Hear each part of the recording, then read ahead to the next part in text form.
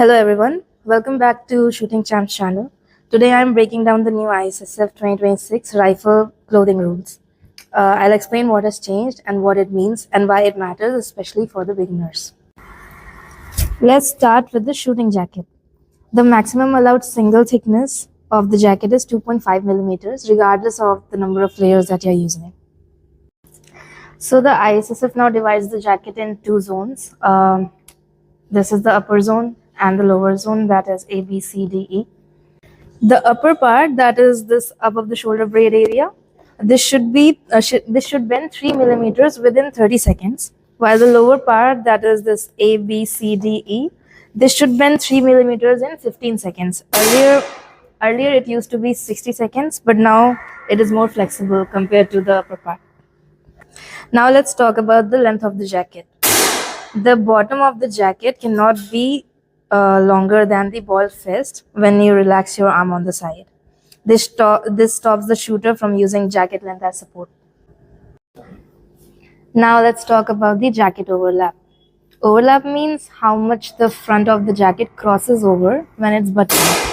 So ISSF controls overlap using two measurements, from the center of the button to the edge of the jacket, which is this part. This distance must not exceed 100 millimeters. And the second one is from the center of the buttons to the edge of the buttonhole. This must not exceed 80 millimeters. Earlier it used to be 70 millimeters, but they have changed it to 80 millimeters now. So this way your jacket closes comfortably, but you cannot really depend on it for the support anymore. Now coming to the shooting trousers. For the thickness, there are 6 points where it's checked: A, B, C, D, E, F. These are the zones. The maximum thickness allowed is 2.5 millimeters in single thickness and 5 millimeters in double thickness.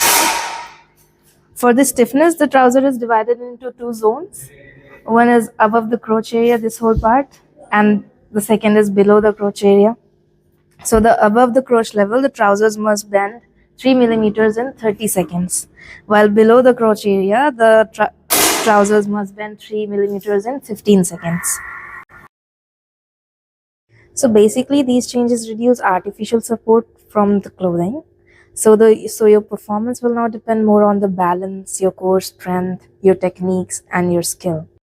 And the rule change is actually good for you because you won't develop bad habits, you'll build real balance early, and you won't depend on stiff kit. So your technique will scale better later on.